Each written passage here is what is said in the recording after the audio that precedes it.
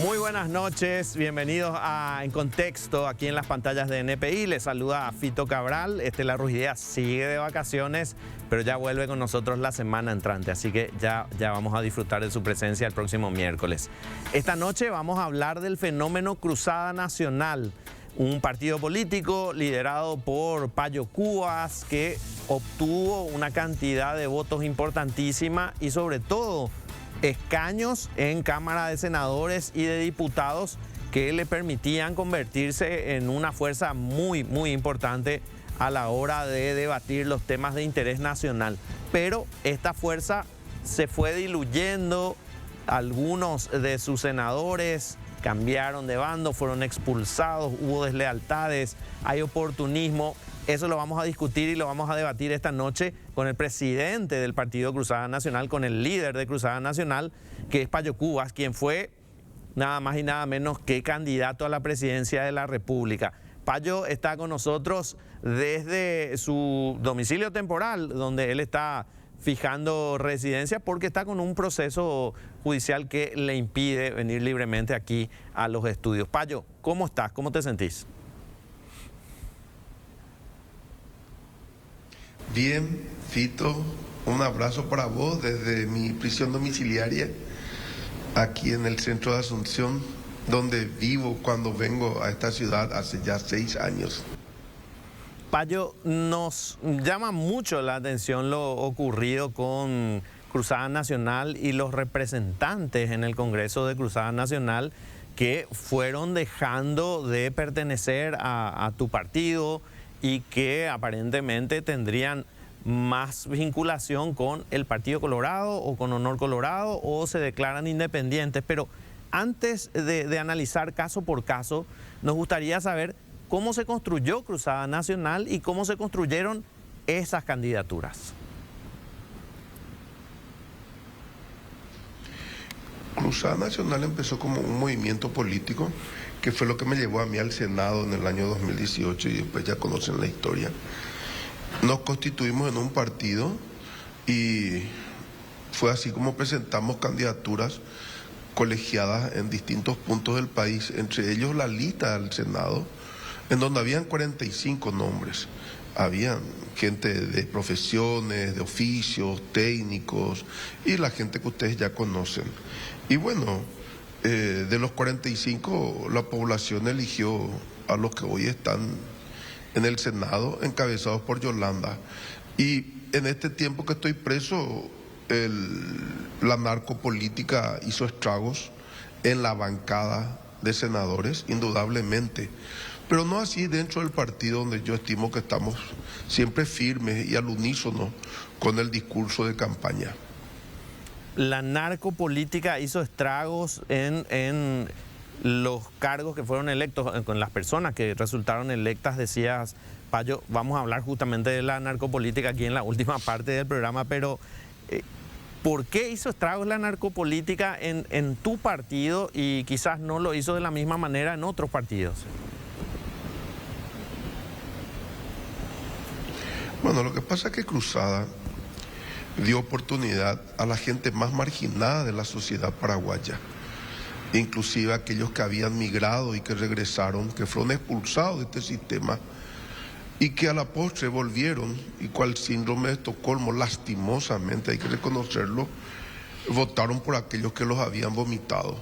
Y a los otros que estaban en trabajos temporales, vendiendo comidas, que me parece una digna forma de ganarse la vida, pero que esperábamos mucho mayor compromiso con esa clase social, también sin oportunidades. Y bueno, el lumpen o el marginado está más que confirmado ahora que no es parte de una revolución social ni política, porque terminan viviendo de la caridad y de los desechos de la gente, de los poderosos. Lastimosamente Cruzada fue el crisol donde hicimos esa prueba para que gente re común haga política, y bueno, así no fue. A partir de esta experiencia, ¿qué va a cambiar en Cruzada Nacional en las próximas elecciones o durante este proceso de 5 años? Vos decías, la gente común, el marginado fue parte de la lista de quienes podían ser elegidos llegaron a los cargos y no pueden hacer la revolución. Claro, fueron fagocitados por sus propios verdugos. Y yo siempre tuve esperanzas en personas como las que hoy ocupan esos escaños, pero que está visto que no pueden resistir el color, las cortinas, los secretarios, el dinero y ese tipo de cosas. Las revoluciones siempre se hicieron con la pequeña burguesía, la Revolución Francesa y muchas otras. Quizás ese es el camino siempre, el de tener gente con una mediana educación y que no les asuste el dinero. A partir de ahora lo que nos resta es de que los que vayan a candidatarse a las juntas municipales por Cruzada Nacional tengan como mínimo 3% de afiliados en el distrito en cuestión con relación a las últimas elecciones municipales y con los que han votado. Es decir, si en un distrito votaron 100.000 personas, en ese distrito Cruzada va a habilitar para las municipales de esa ciudad si es que tuvieran 3.000 afiliados. Caso contrario, no. Y también la militancia, una militancia mínima de 2 años de antigüedad dentro de Cruzada y, por supuesto, escudriñar sus antecedentes, principalmente penales, etcétera, en el afán de que no volvamos a tener sorpresas. ¿Fue difícil conformar las listas para...? Y por último... Sí, te escucho. Te escucho. Perdón, y por último, algo que nos permite el estatuto, que yo no hice esta última vez, que es la de firmar documentos que constituyen títulos ejecutivos, si es que el Consejo desea ejecutar estos pagarés. Es decir, el que quiera ser candidato a senador va a tener que firmar un pagaré de $500.000. Se mueve 1 milímetro del discurso, se le ejecuta la plata y es la única forma, yo creo, de mantener al hilo a la gente, como debería ser, porque con el famoso tema del no mandato imperativo, cada uno se manda la cagada que quiere. Yo recuerdo la práctica de los pagarés, creo que en el oviedismo, cuando se planteaba, qué sé yo, comprarle un vehículo al candidato para que pueda hacer su campaña y tenía que firmar un pagaré, y si no cumplía la orden del único líder, después se ejecutaba el pagaré. Pero, ¿te parece una práctica democrática esa, Payo? Mira, prefiero ese tipo de democracia a la democracia que impera hoy en Paraguay, que no da de comer a la gente, no educa y no le da salud. Esta es una democracia de cartón. Lo otro, queremos emular un poco a Platón, siendo inmodesto, ¿no? Buscando un gobierno que funcione y que tenga ciertos resortes de sujeción a un dogma. Cruzada Nacional es un movimiento dogmático. Es un movimiento en donde tenemos un discurso que pretendemos mantener con las fisuras que nos produjo este tema en las bancadas, pero no así en el partido. ¿Cuáles son esos dogmas? ¿Cuáles son los dogmas de Cruzada Nacional a los que tienen que adherir sus afiliados, sus asociados, sus candidatos, lo que fuere? Los dogmas son el reconocer que vivimos en un estado feudal, en donde el 1% de la población tiene el 90% de las riquezas. Otro dogma es el hecho que estamos siendo invadidos por extranjeros en las fronteras que deforestan y que cómplices de ellos son el propio gobierno. El dogma es que las Fuerzas Armadas no cumplen con su papel en cuanto a la soberanía, donde hoy tenemos casi 2 millones de personas de otras nacionalidades que no cumplen con las leyes paraguayas, desde Bahía Negra hasta Ñembucú, y tenemos 2 millones de paraguayos afuera. El dogma es la reversión de tierras malavidas al Estado, y el dogma es no a las cúpulas de partidos tradicionales y mucho menos a la narcopolítica, que es la que ha instalado este sistema de oligopolios que rige en el Paraguay. más allá de la expulsión de quienes, digamos, violaron el juramento, digamos, hacia Cruzada Nacional y que se pasaron a las filas de la narcopolítica, de acuerdo a lo que vos decís, ¿qué se puede hacer con ellos en el sentido de decir, ustedes ya no pertenecen, traicionaron, ya no se acerquen a Cruzada Nacional, no usen el nombre de Cruzada? ¿Qué más hacen a partir de lo que hicieron estos parlamentarios con ustedes? Bueno, yo creo que el mensaje a la población, en particular a nuestros afiliados, ha sido claro, porque nosotros purgamos el partido, no los mantenemos como el PLRA a sus delincuentes adentro, o la ANR los mantiene adentro y son sus mejores operadores financieros dentro de este estatus político que vivimos.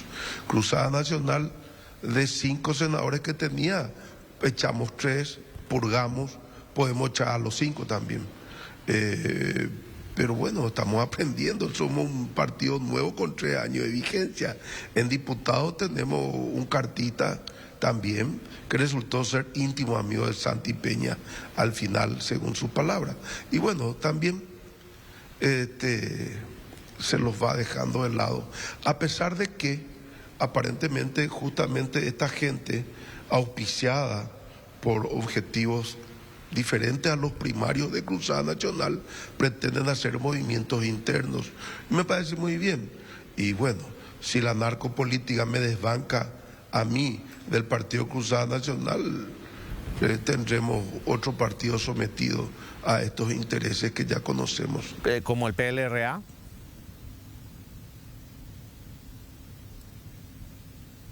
Sí, en el PLRA ahí todos al final concurren a una misma situación, inclusive los que están de un lado que supuestamente están contra la mafia, los teníamos en el jurado de enjuiciamiento magistrado como presidente, inclusive muchos de ellos protegieron a Sandra Quiñones en su momento, pero como eran del oficialismo partidario se los mantuvo, y los otros, los denominados llano cartistas, gozan también de buena salud.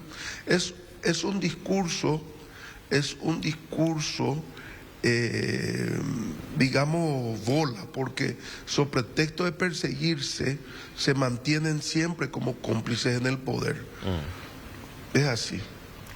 Payo, el voto obtenido por tu candidatura a la presidencia de la República y los votos de los parlamentarios de Cruzada Nacional, ¿se puede caracterizar como un voto antisistema, un voto bronca? ¿Puede migrar hacia otro tipo de voto en las próximas elecciones? ¿Cuál es el objetivo de Cruzada Nacional? Bueno, el voto de Cruzada Nacional a la presidencia fue mucho mayor a 1 millón de votos. Acá hubo un fraude fenomenal del cual la gente puede percibir por ósmosis en las calles. El que va a jurar supuestamente el 15 de agosto no es el que fue electo por la población. Y, perdón, ¿cuál fue la segunda parte de tu pregunta? Sí, el voto era un voto bronca y eso puede migrar hacia otro tipo de votos para las próximas elecciones. Bueno, el voto bronca está instalado y yo pretendo resumir ese voto bronca con mis aciertos, desmanes a veces y errores, pero es un voto que está latente y ojalá que yo pueda también tener un discurso en el futuro que pueda hacer concurrir a otra gente que hoy, a pesar de la macroeconomía maravillosa que dicen que existe, en la microeconomía nos damos cuenta que es totalmente diferente. Y los que están en esa pequeña burguesía hoy abren sus heladeras y ven que están vacías. Entonces tengo que prever también en el tiempo esta situación que va increciendo. Y ahí tiene que cambiar, me imagino, no sé si tu discurso o qué tiene que cambiar, o la práctica para poder conquistar a ese electorado, que lo que en algún momento necesita es previsibilidad. Es decir, bueno, Payo Cubas va a tener este plan económico, esta creación de empleos, este modelo impositivo, esto es lo que va a tener Payo Cubas. ¿Vas a ir hacia ese discurso? Yo tuve todos esos discursos. Lastimosamente que los medios masivos de comunicación no cubrieron el discurso mío, pero sí las redes. En las redes es donde yo tengo mi hándicap positivo. Sí. Y bueno, tendré que ser más voluble quizás, pero no por eso perder mi esencia, en el afán de que también los medios de comunicación masivos puedan incluir en sus programas o en sus crónicas lo que yo pretendo hacer llegar a la población. ¿Cuál es el riesgo de la narcopolítica, Payo? ¿A qué nos exponemos cuando decís la narcopolítica hizo estragos en mi partido, lo está haciendo en otros partidos, se está metiendo, creo, en todos los ámbitos de la sociedad? ¿Cuál es el riesgo para la ciudadanía?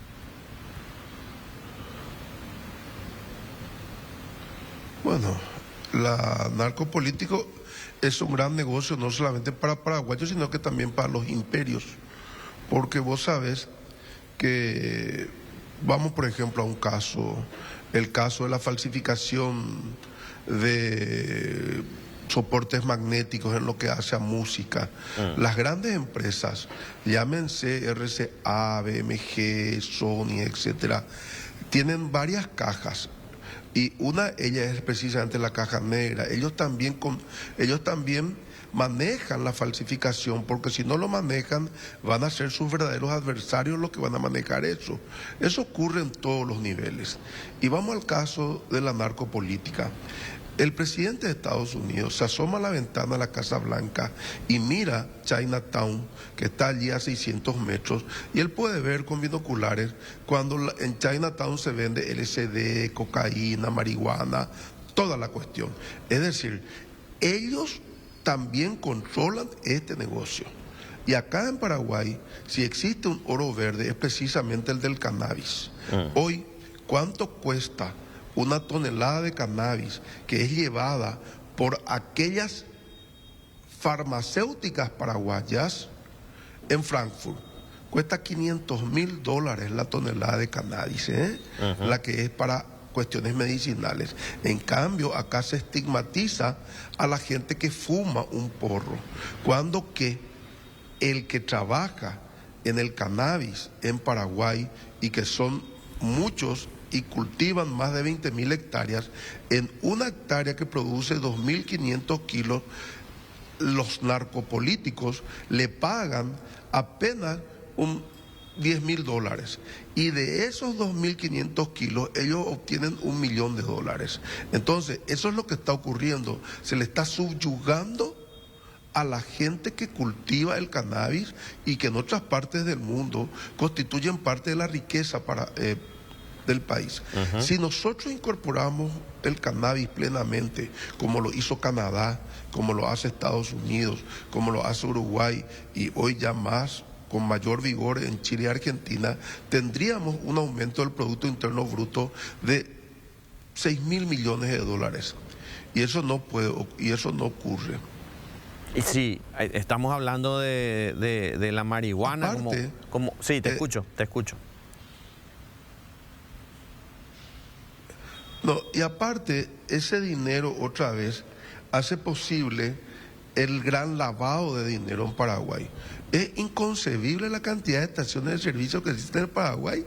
Tenemos el triple en relación a la cantidad de gente que vive en el país con respecto a Brasil. ¿Y qué es lo que venden? Facturas. Supuestamente venden combustible, un 100.000 litros al día, facturan, pero no venden ni 1.000. Entonces, nos hemos convertido en todo un país lavador de dinero, en donde tenemos un presupuesto de $14.000 millones, de los cuales el 90% se utiliza para pagar funcionarios del Estado. Y de ahí deviene ese asunto del impuesto selectivo al consumo de la nafta. Si la nafta hoy no tuviera esa presión tributaria del impuesto selectivo al consumo, que es de más de 30%, Hoy tendríamos un combustible a mitad de precio, pero hay que mantenerle a los paraguayos desesperados, que no se puedan educar, que no puedan trasladarse de un lugar a otro, puesto que el sistema de transporte los hace viajar 3 horas y 3 horas y luego... No sé si estoy procurando condensar la idea. Sí. Nos mantienen ocupados en la desesperación y en el pago de cuotas de colegios y otros. Y es un sistema. Y cuando se abre la panadería, cuando llegan las elecciones, ocurre lo que ocurre.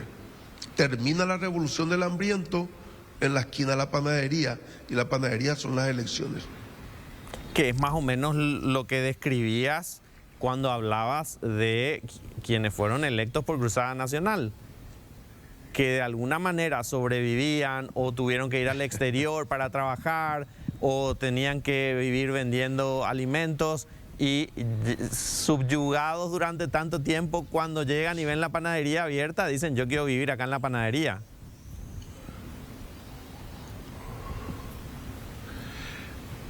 Eso es lo que pensadores denominan de lumpen proletario. Y bueno, yo la viga en el ojo propio en este caso por creer estúpidamente, ¿no?, en el lumpen paraguayo. Payo, cuando hablas de paraguayos desesperados, paraguayos y paraguayas desesperados, subyugados por un sistema, digamos, que los mantiene o nos mantiene durante 5 años desesperados por sobrevivir, y en un momento dado con una canilla abierta, digamos, para temporalmente por 1 o 2 días tratar de vivir relativamente bien, digamos, con lo que representa el dinero de las elecciones, de la compra de votos, de todo ese tipo de cuestiones. ¿Cómo pretendes cambiar eso? ¿Qué vas a hacer? ¿Cuál es tu propuesta para cambiar eso?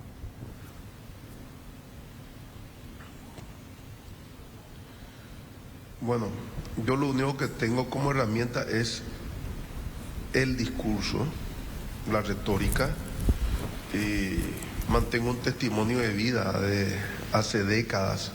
Nadie, a pesar de que por ahí largan cosas de esa naturaleza, pero jamás me he vendido a intereses de ninguna laya.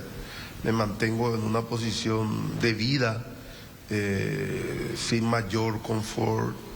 Me gusta la vida que hago porque veo tantas cosas que no necesito. Cuando entro a un shopping veo de aquí para allá una cantidad de cosas que no compro porque no las necesito para ser feliz. Y poner de mí lo que tengo de salud y de esperanzas en que ese lumpen alguna vez tenga una educación, porque a través de la educación solamente van a adquirir la ilustración suficiente para poder tener, digamos, el contraste en lo que viven y en lo que pueden vivir. Vamos al caso de Asunción, por ejemplo, que está rodeado de los bañados. Es precisamente y lastimosamente esa gente de los bañados, cuyos abuelos fueron arrancados como mandiocas de los terrenos rurales, los que hoy vienen y hacen ganar precisamente las intendencias a personas como las que hoy están en funciones, que tienen 10.000 funcionarios, y el asunceno promedio está allí con la boca cerrada, y cuestiones de esa naturaleza. Yo voy a insistir con mi discurso. Pretendo un partido que, si bien es de cuadros, pero que llegue a la mayor cantidad de gente, y más aún, no solamente a veedores, sino que a miembros de mesa que hagan cumplir el código electoral, cosa que no se hizo en las últimas elecciones. Nosotros permanentemente desde los medios nos pasamos denunciando hechos de corrupción, injusticias salariales que nos parecen a veces una locura, salarios del primer mundo. Hoy hablábamos de gente que recibió 100% de aumento en algunas instituciones, y eso termina aparentemente, en lugar de convertirse en algo que lleve a la ciudadanía a condenar, se termina convirtiendo en una especie de aspiracional. Es como decir, finalmente, mira, esta gente que está en este grupo hace lo que quiere porque pertenece a este grupo. Yo quiero ser entonces de ese grupo, quiero ganar 20 millones de guaraníes, quiero trabajar pocas horas, faltar las veces que quiera, ir a los actos partidarios porque allí es donde tengo más contacto con los líderes y cada vez va subiendo más mi posición. ¿Se puede cambiar ese aspiracional, Payo? Claro que se puede cambiar. Si existieran líderes con determinación, sin echar absolutamente a nadie del sistema de funcionarios del Estado, solamente con los que mueren, con los que renuncian o los que se jubilan, ese crecimiento vegetativo puede convertirse en un decrecimiento vegetativo. Y al cabo de 5 años, de 350.000 funcionarios, podés reducir eso a 250.000 funcionarios. Y no seguir con esa carrera de los sindicatos del Estado, que son los mejores abogados del status quo, parafraseándolo un poco a Mujica en este aspecto. Entonces, ¿qué es lo que nos está ocurriendo? Estamos obteniendo créditos, inclusive ahora, en donde de manera simulada la mayor cantidad de ese dinero va nuevamente para mantener esos corifeos de la administración pública. No puede ser que hoy tengamos un déficit que raya con el 35% en relación al Producto Interno Bruto, y ese déficit en un 87 o 90 casi fue aplicado a servicios de personal. No puede ser que con lo que ingresamos desde el punto de vista tributario y otros para construir un puente tengamos que buscar a empresas privadas que la hagan, o rutas, cuando que si se manejara bien el dinero dejaríamos de invertir 3%, hermano querido, del presupuesto a obras. Se presupuesta 30%, pero se ejecutan solamente 3%. Y eso no puede ser. Es una locura total.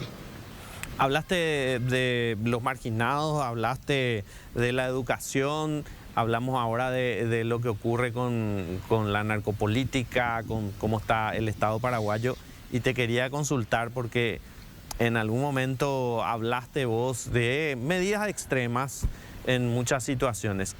¿Cómo solucionar el problema de gravísima inseguridad que viven todos los ciudadanos, Payo? Dictando la dura ley. Cuando yo digo eso y me acusan de dictador, yo también digo que sería el primer esclavo de la ley, puesto que si el gobernante es esclavo de la ley y a través de su testimonio diario sienta postura, yo te puedo asegurar que ningún ministro se va a meter en cachafacería, diría mi abuela, ¿no? Va por allí,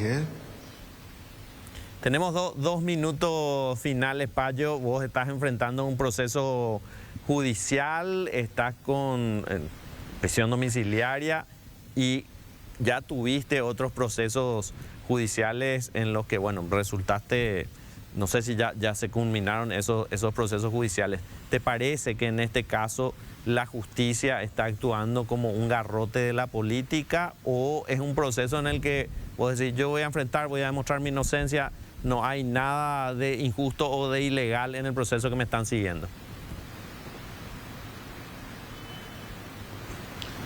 La justicia está de mi lado. El poder judicial es el que está en mi contra, ¿no? El poder judicial. Yo estimo 2 cosas diferentes. Yo estoy procesado hoy ya quizás por 8ª vez en este tipo de procesos donde supuestamente hice perturbación de la paz pública, por pintar la casa de Díaz Ladrón, terminé en emboscada por pintar fiscalías en Ciudad del Este, delincuentes, terminé meses en la penitenciaría de Ciudad del Este, Otrora, en la época de Otrora estuve en Tacumbú 2 veces, y siempre por motín no pasó nada, nunca por robar. Y bueno, esta es mi vida, afronto lo que el status quo considera que son delitos. Me dicen que yo me resistí, jamás me resistí. Me dicen que cometí perturbación de la paz pública y eso exige violencia. Y desde que salí el kilómetro 10 hasta llegar a San Lorenzo, en ningún punto del país donde estuve acompañado por la policía hubo violencia. Me acusan de coaccionar a órganos constitucionales, pero la propia definición de coacción en la Real Academia Española dice de que es constreñir gravemente a alguien a hacer o no hacer lo que quiera. Y en cambio, las elecciones manipuladas se llevaron adelante. Y por último, me acusan de proferir amenazas con relación a la policía. Esos son delitos de acción penal privada. Si un policía se siente agraviado por ello, me tiene que querellar. Y me imputan el artículo 121, que es el de amenazar con lesión grave. El artículo 121 del Código Penal dice que lesión grave es cuando vos mutilás a una persona físicamente, cuando vos la secuestrás a una persona. Yo estoy acá por una cuestión política. Ellos saben muy bien de la capacidad que tengo de convocar a la gente y aprovecharon también este tiempo para hacer lo que hicieron con los senadores, porque yo me mantuve aislado. Y bueno, vamos a continuar en esta lucha, mi querido Fito, y espero que mucha otra gente que me escuche también, porque la vida pasa muy rápidamente. Payo, muchísimas gracias por tu tiempo, muy amable. Al contrario, abrazos. Payo Cubas, líder del partido Cruzada Nacional, quien estuvo con nosotros hablando sobre distintos temas. En principio, lo que queríamos saber era cómo se conformó el partido y cómo se dieron estas candidaturas que finalmente pasaron a otras carpas. A la vuelta de la pausa va a estar con nosotros Marcelo Lacchi, analista político, para seguir hablando de este tema. Estamos de vuelta y como habíamos anunciado en el primer bloque, ahora vamos a hablar con Marcelo Lacchi. Él es analista político italiano, está hace muchísimos años en nuestro país, conoce perfectamente nuestra realidad política y queremos hablar de lo que hablábamos en el primer bloque sobre este fenómeno de deslealtades políticas o transfugismo o como querramos llamarle. Personas que son elegidas por una chapa, con una fórmula, bajo una lista, y que una vez jurados o promulgados o ocupando el cargo, pasan a otras fuerzas o se declaran independientes. Normalmente esto se llama transfugismo político, cuando uno pasa de una carpa a la otra, pero bueno, lo vamos a hablar con Marcelo. ¿Qué tal, Marcelo? ¿Cómo estás? ¿Qué tal? Buenas noches, Fito, a ti y a la audiencia.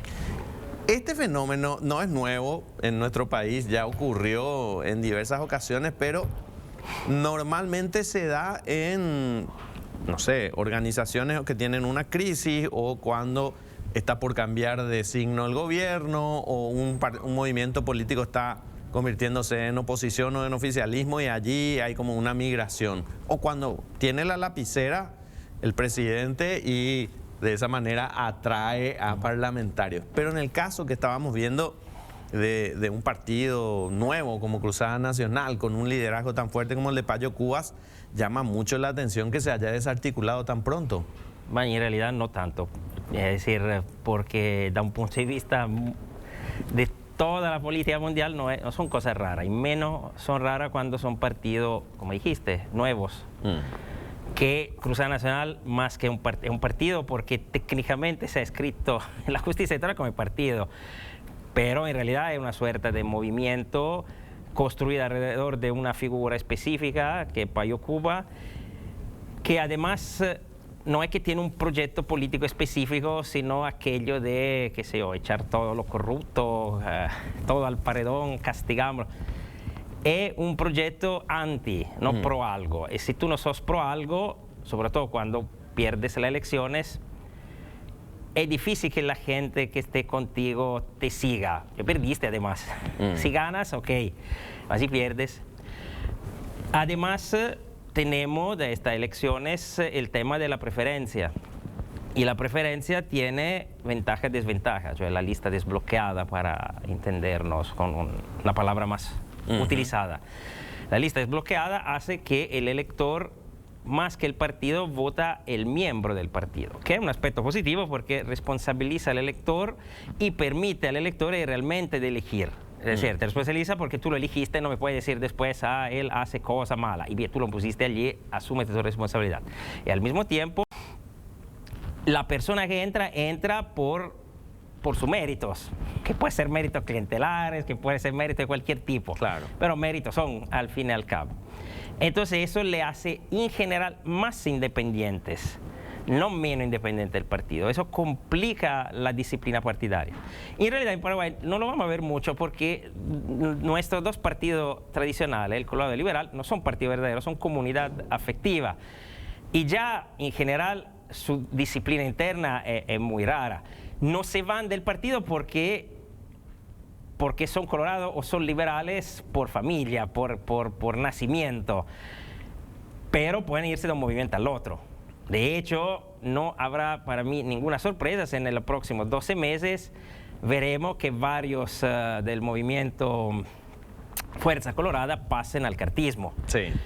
Porque una cosa es estar con un movimiento que no era como tal, que era una congregación de líderes locales, como era primero Añetete, como Fuerza Colorada. Otra cosa es estar detrás de un movimiento disciplinado y jerarquizado como Honor Colorado. como Honor Colorado. Entonces, mientras era muy difícil sacarle, y sabe algo Abdo al respecto, sacarle gente en el periodo anterior, va a ser mucho más fácil para Honor Colorado robarles senadores y diputados a Fuerza Republicana, que es fácil que dentro de 12 meses desaparezca y se reorganice en diferentes grupos, algunos que se vayan directamente a Honor Colorado, otros que se queden independientes, pero ya con proyectos diferentes. De hecho, me llamaba mucho la atención cuando Silvio Velar planteaba hacer la presidencia del Congreso alternada entre los dos movimientos, porque el movimiento Fuerza Republicana el año que viene ya no existe. Pero en realidad se lo hubieran aceptado enseguida, en cambio de enfrentarse y después perder mal, por allí le daba un elemento para mantener una cierta unidad. En cambio, al querer enfrentarse, para mí estúpidamente, lo que ha resultado es que se ya empezó a desagregar y a desintegrar, visto que ya nació otro grupo de 4 senadores, pues lo otro, o sea, mano a mano empezó con 11 votos y llegó a 30 o Velar, porque es la cosa lógica. Que tú no puedes denegarle a quien ha ganado las elecciones que por lo menos el primer año tenga el presidente de Cámara y Senado. Fue una lucha equivocada y la perdieron mal. Pero volviendo a nuestro tema, que es Cruzada Nacional. Cruzada Nacional nace con un objetivo básico, era hacer la revolución, entre comillas, abatir el poder de los colorados liberales, de los partidos tradicionales, y sustituirlo en el poder. Y ese era el único elemento que pegaba el movimiento. No consiguiendo el resultado, es claro que quien es fiel, entre comillas, a la persona de Payo Cuba, por allí se va a quedar. La esposa se espera que se quede con él, no se divorcian en estos 5 años. Pero lo otro, se van a sentir libres de hacer lo que se le antoja. Y lo podían hacer quedándose en el grupo o saliendo. Por allí se salen enseguida, hay también tensionamiento interno que nosotros no conocemos, pero que existen, que hacen que esas decisiones sean inmediatas, en cambio que en 6 meses. Pero es difícil que un movimiento como eso pueda perdurar por 5 años, porque ha nacido alrededor de nada, o sea, ha nacido alrededor de hacer algo en contra. Hasta, para hacer un ejemplo, no tiene nada que ver, no se ofenderán los de Patria Querida, pero cuando Patria Querida nace en el 2002, 2003, para la elección de 2003, ellos también era un conjunto de mucha gente diferente que tenía como objetivo llevar Fadul a la presidencia, pero no se desintegran porque en todo modo tenían algunos principios, algunos ideales, alguna visión unitaria que le tenía atados entre ellos, a pesar que venían de espacios, de experiencias diferentes. Lo de Cruzada Nacional no es así, es un rejuntado, entre comillas, sin ofenderse, pero un conjunto de gente que está en contra de una forma de hacer política y apoya una candidatura para ganar. No consigue ganar y ahí se queda, pero el problema, más que en quién se va, está en Payo Cuba, que en estos 5 años no ha construido nada más que una cosa en contra, no a favor de algo. Sus propuestas son muy contradictorias entre sí, no tienen un pegamento que permite a varias personas de adherir y quedarse. Entonces la culpa para mí es compartida. Compartida Payo, que no hace un proyecto alternativo, sino un proyecto que se vayan todo, que es muy simplista, y del otro candidato que se adhieren no porque creen en un proyecto que no existe, sino porque están también ellos en contra y dicen, vamos a unirnos todos juntos a ver qué nos da mejor resultado. Pero acaba de dar elecciones, cada uno por su cuenta al final. Ahora, vos lo caracterizás como una derrota electoral porque el objetivo era la presidencia de la República, pero como movimiento que por primera vez, o como partido que por primera vez se presenta, es una victoria gigantesca. Claro, pero si fuera un partido, sí. Es decir, aunque cuando Frente Guazú, que tampoco era un partido, son una coalición, pero pegada con cuestión ideológica, se presenta y llega al 10%, pone 5 senadores, fue una gran victoria. Y por eso se quedan, pero no por la victoria, sino por esos pegamentos ideológicos que tiene. Y por la figura de Lugo. Pero la figura la tiene también Payo. No es tanto eso, es más que en todo modo tienen, aparte que tienen diferencia, por esto en 10 años nunca pudieron construirse en partido, siempre se quedó como concertación de grupos, pero tenían punto en común.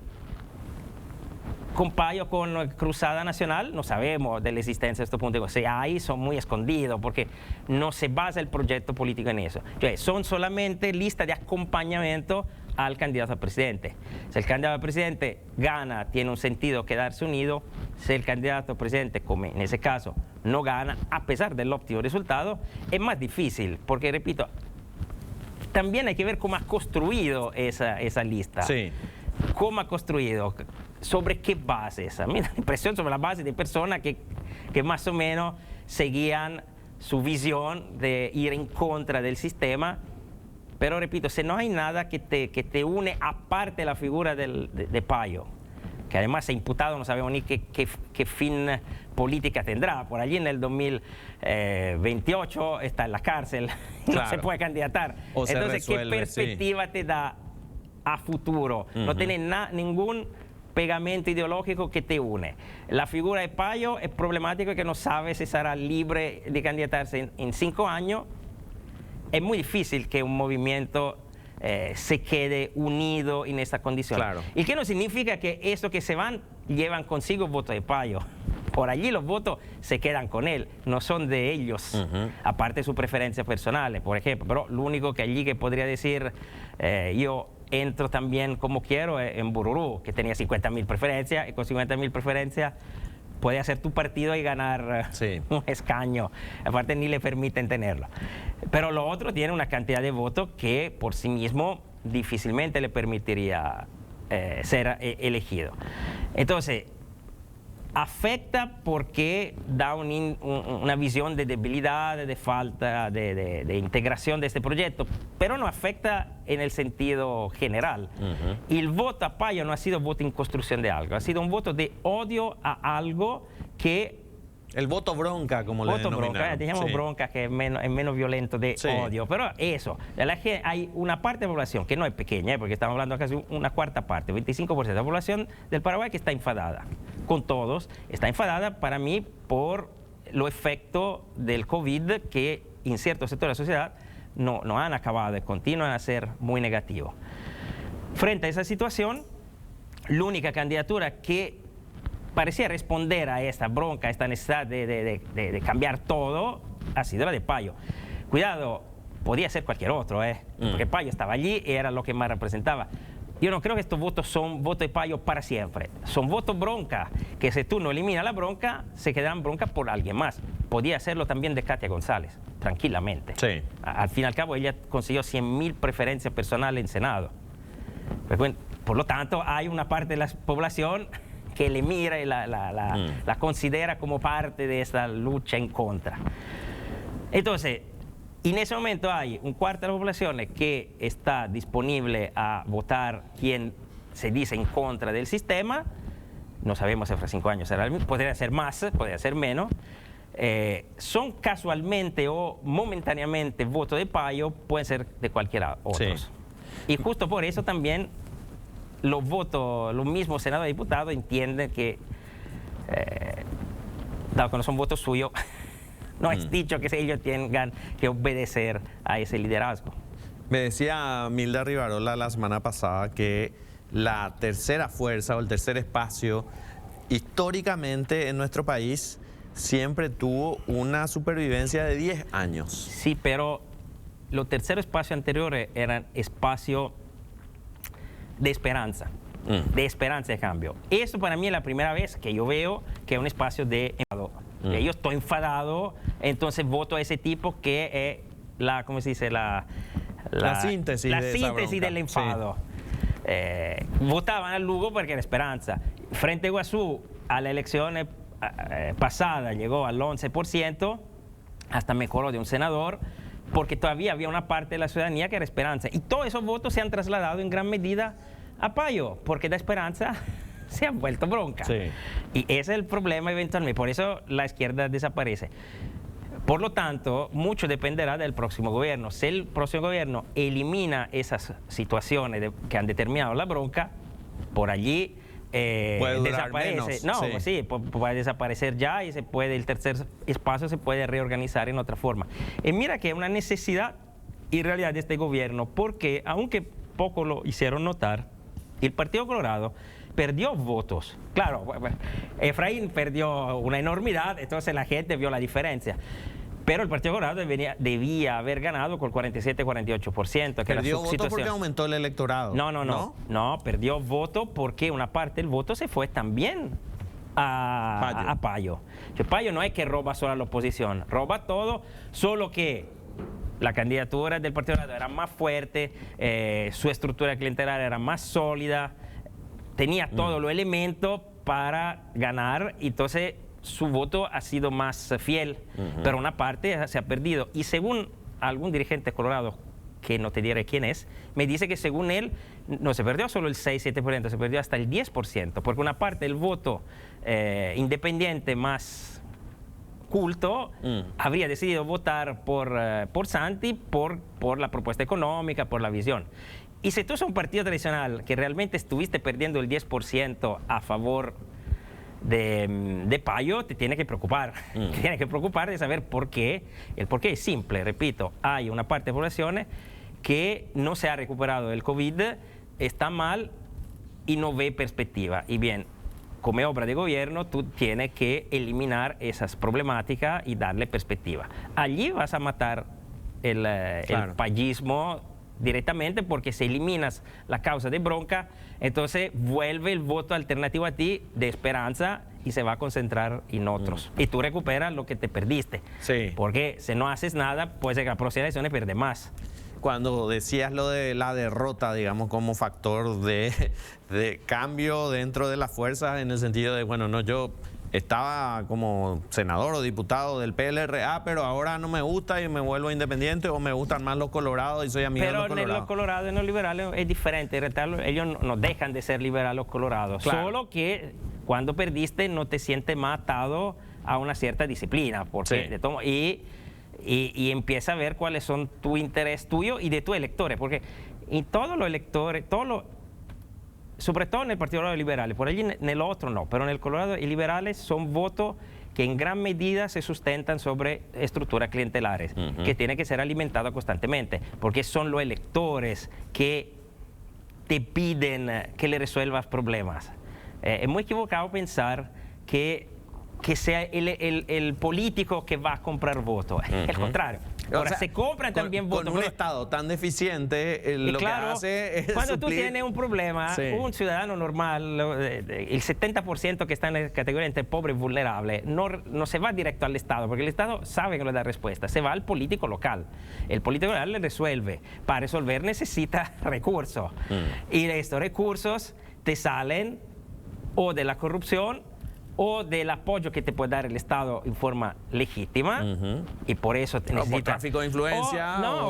O por narcopolítica directamente. Que el crimen organizado a futuro arriesga de ser el financiador más interesante por la política, porque es plata libre, sin ningún control, y hasta menos riesgosa de la que te viene de la corrupción o del manoseo de las arcas públicas. Por eso es un peligro lo que va a pasar a futuro. Sí. Pero eso Ahora, independiente. con el crimen organizado no creo que puedan hacer lo que hacen de cambiarse de bando e irse No, tranquilamente. pero el crimen organizado financia para que tú respondas a él, que tú puedes estar en cualquier partido, ¿qué le importa? Anzi, peor, pues, para el crimen organizado te ha financiado, tú puedes pasar del Colorado, liberal, a la izquierda, como quieras.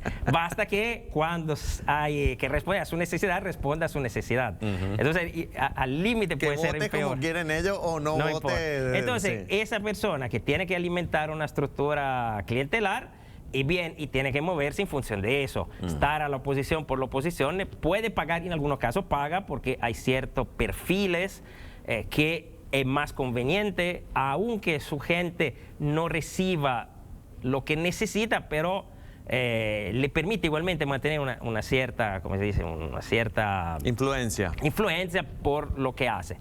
Pero hay otros que, en cambio, necesitan sí o sí alimentar su Sí. voto y necesitan no estar tan en contra del gobierno. O por lo menos negociar votos en cambio de algo o de pequeño espacio de poder. O que los municipios que responden a él no sean... ¿cómo se puede decir? No sean intervenidos. O acordémonos que en diputado, que es la que interviene la municipalidad, están 48 de 80. En mayoría una mayoría propia. súper Sí, absoluta. Si sí. quieren, interviene todos los municipios que Sí, quieren. o hacen juicio político, Y todo lo que tengan que pueden hacer, sí.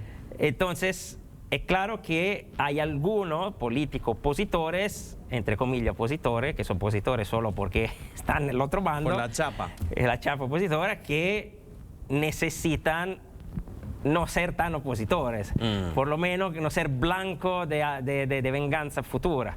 Por eso, a un momento cuando empieza a desmoronarse la oposición interna al coloradismo, cuando Fuerza Colorada empieza a desmoronarse como candidatura alternativa a Ovelar, y hay una corrida de quién más rápidamente apoya a Ovelar y llega a 30 votos, creo que llegó. Claro.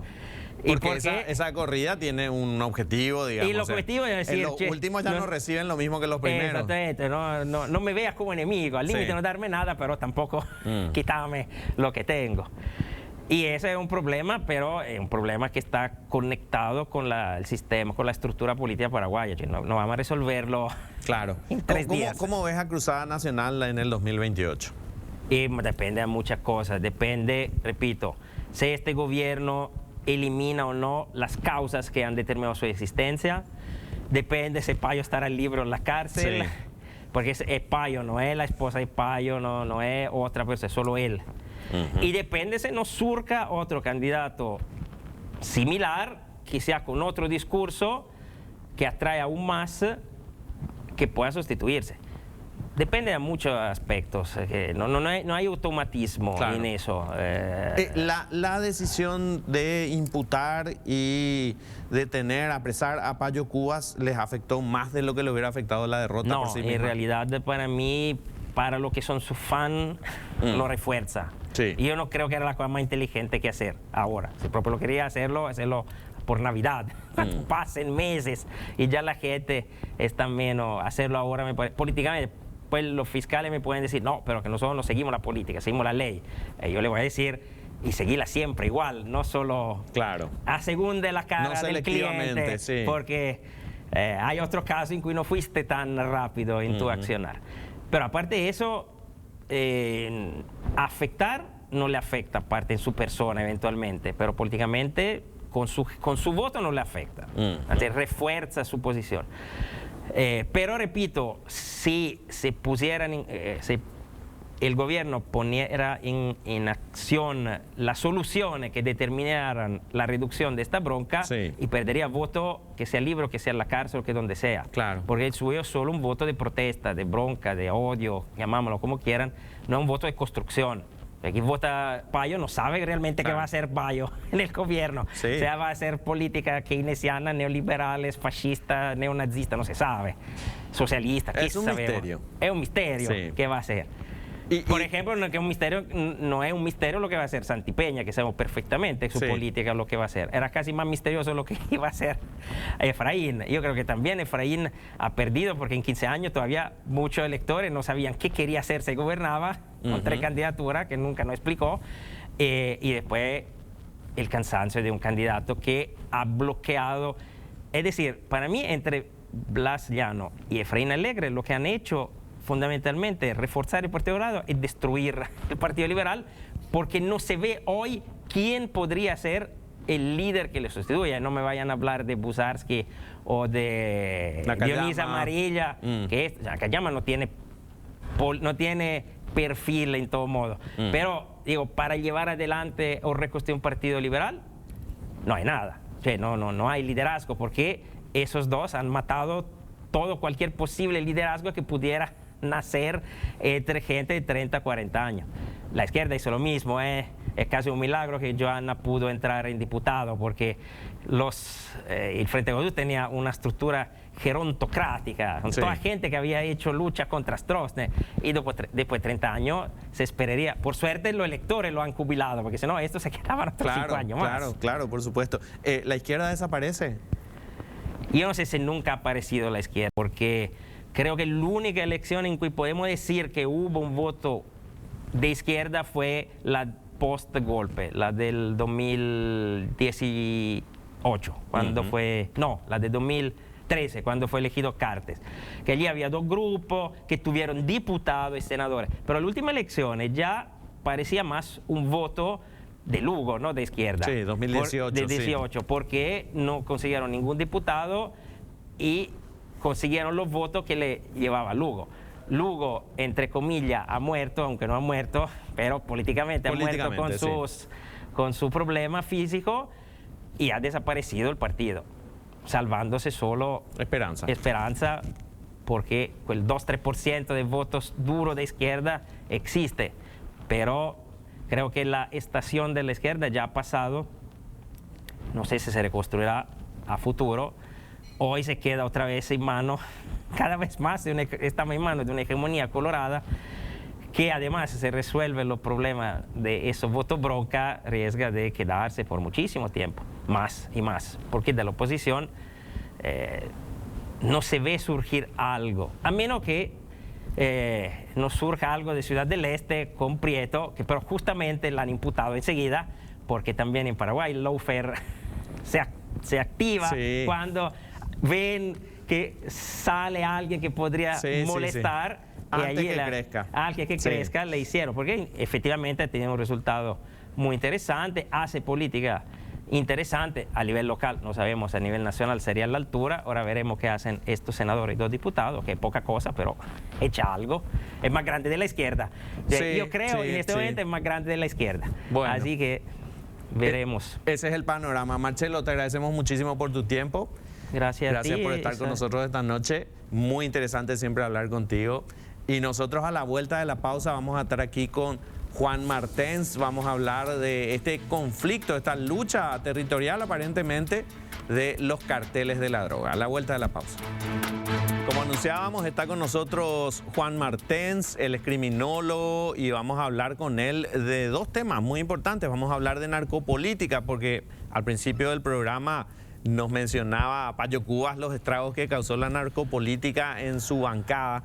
Y también vamos a hablar de los clanes y esta lucha territorial que se está desatando en distintos puntos de nuestro territorio, de nuestra geografía. Y está aquí, está en la capital. Aquí hay clanes que están matando, que están asaltando, que están permanentemente en conflicto por el territorio, por el dinero, por el poder territorial, por la policía, por todo lo que implica tener poder en los clanes de la droga. Juan, ¿cómo estás? ¿Cómo te va? Buenas noches, Fito, a vos y a toda la audiencia. Un placer charlar contigo. Gracias por venir y estar con nosotros una vez más. Y quería empezar con esta cuestión de la narcopolítica, porque más temprano hablábamos con Payo Cubas, también después con Marcelo Laki.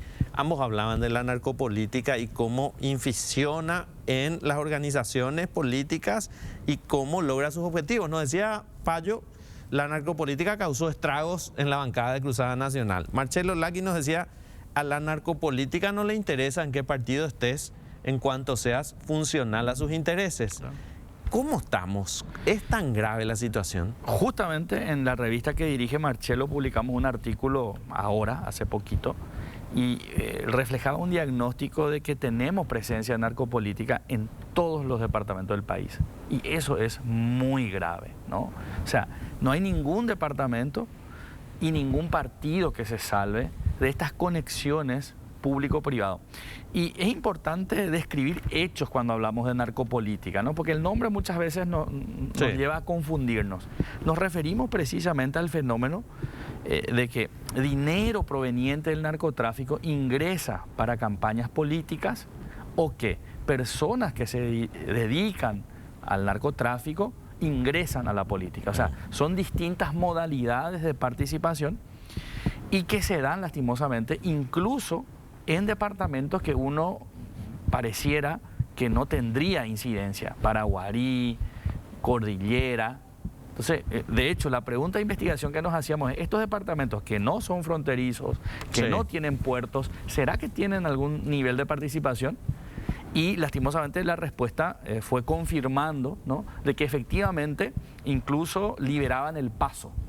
Si bien no era un territorio de frontera, resulta ser que necesitaban atravesar ese departamento para llegar a la zona de frontera o a los puertos. Entonces, y esa era una forma de participación de actores políticos y muy vinculados a los organismos de seguridad, Fito. Pero pareciera como que se potencian en el sentido de decir, bueno, yo tengo un sistema político prebendario, clientelar, y tengo aquí un crimen organizado que se vincula al poder político para tener o protección o paso o lo que fuere. Se potencian al juntarse. Se potencian ambos sistemas. Es que es una cuestión, pareciera un círculo vicioso maldito que va destruyendo instituciones, carcomiendo instituciones. Es como el QPI, que entra, que se inserta, le vas poniendo insecticida muchas veces, pero y te mío más, no llegas al nido, ¿no? ¿Y por qué muchas veces no se llega al nido? Hace rato venimos pensando, es que genera y moviliza demasiado dinero y no tenemos organismos de control. Son incipientes los organismos de control, de comiso de los bienes. Entonces, sacas un actor, vienen otros con mucho más dinero, con mucha más capacidad de intervención y por tanto de incisión, ¿verdad? Y el círculo sigue dando vuelta. Y eso nos genera un problema de institucionalidad y nos genera un problema, por sobre todo, económico también. O sea, porque ¿quiénes son los que pueden competir en esta esfera política cuando el dinero que se tiene está disponible para este trabajo clientelar, ¿no? Y Marcelo Lacchi justamente es uno de los que estudia muchísimo el clientelismo en Paraguay y el político es visto ante esta fragilización institucional como el que resuelve problemas. Sí, nos lo decía, exacto. ¿Y quién es el que resuelve problemas? Aquel que tiene plata. Y si vos tenés plata proveniente del narcotráfico, no te importa que las instituciones, es más, te conviene que el centro de salud no funcione, que la ambulancia no funcione, porque vos vas a estar alimentando tu vínculo clientelar. Y eso es lo que se ve lastimosamente en todos los departamentos, en mayor o menor medida, y que efectivamente están haciendo que en nuestro Parlamento hoy estén representados. Sos el político con dinero narco benefactor. Y que resuelve problemas, con el que creas vínculo y de por vida muchas veces, porque la fineza, porque te salvan la vida, te compran el cajón, te compran el medicamento, te consigue lugar un turno, ¿no? Y lastimosamente esto tiende a empeorarse en la medida en que no se establezcan los mecanismos de control. Y hoy lastimosamente no estamos viendo ningún mecanismo de control capaz de bloquear a nuestro sistema, o sea, así como elaborar una cápsula que impida que nuestro sistema democrático siga infectándose por cada uno de estos factores, ¿no? Y eso es muy preocupante. De la narcopolítica quiero ir a los clanes que, bueno, manejan el territorio, que también deben tener alguna vinculación, porque, a ver, vos me decís, un clan de microtráfico, de lo que fuere, maneja un territorio. Un político también maneja un territorio. Claro, el control territorial es la fuerza del político. Y ese control territorial que tiene sus punteros, que tienen sus personas de confianza y que tienen sus clientes. O sea, porque el cliente... Que se parecen demasiado. Que están ahí, ¿no? Están ahí. Y lastimosamente nosotros tenemos como dos niveles del crimen vinculado al narcotráfico. Este grande, el que envía cocaína a Europa, a Alemania, 10 toneladas, que es una forma de hacer negocios criminales, y el otro que es el pequeño, el que causa miedo, el que está causando estragos. No es que lo otro no cause estragos ni efectos, se siente menos, Sí. pero el que se siente más es aquel que narcomenudea, ¿no? Con distintos tipos de droga, y lastimosamente hemos visto en los últimos años que fortaleciéndose en el sistema penitenciario, el clan Rotela, que es el que más está incidiendo en los territorios, Sí. tuvo la capacidad de saltar a los barrios, que era una cuestión de tiempo. Porque en la medida que estaba fuerte en la cárcel, las personas que salen, que entran, tenían una interacción constante con los territorios, y a partir de ese fortalecimiento penitenciario, en los barrios empiezan a instalar sus negocios, que es el gran negocio de la venta de crack, de cocaína y marihuana, ¿no? Y hoy lo que estamos viendo es que efectivamente, no solamente ya en la periferia de Asunción y el departamento central, sino que también de otras capitales departamentales donde se extendieron. Hoy no tenemos ninguna capital departamental, Fito, lastimosamente, que esté exento del problema del narcomenudeo. Y donde hay narcomenudeo, hoy tenemos un clan, una facción, un grupo, ¿no?, que está coordinando y tratando de ocupar ese territorio. Y al tener esa disputa territorial, cuando se quiebran las reglas que hacen que ese negocio funcione, es que se dan los castigos ejemplarizantes que buscan crear formas de ser y existir en esos espacios, gobernar criminalmente, crear subjetividades, y vemos asesinatos selectivos, vemos incluso que se ha matado a agentes penitenciarios en distintos lugares, aquí en Asunción, también tuvimos un caso en San Pedro, tuvimos otro caso en Pedro Juan Caballero. O sea, se está extendiendo esa forma de control territorial a través de la violencia que está vinculada a la venta, al menudeo de estas drogas, ¿no?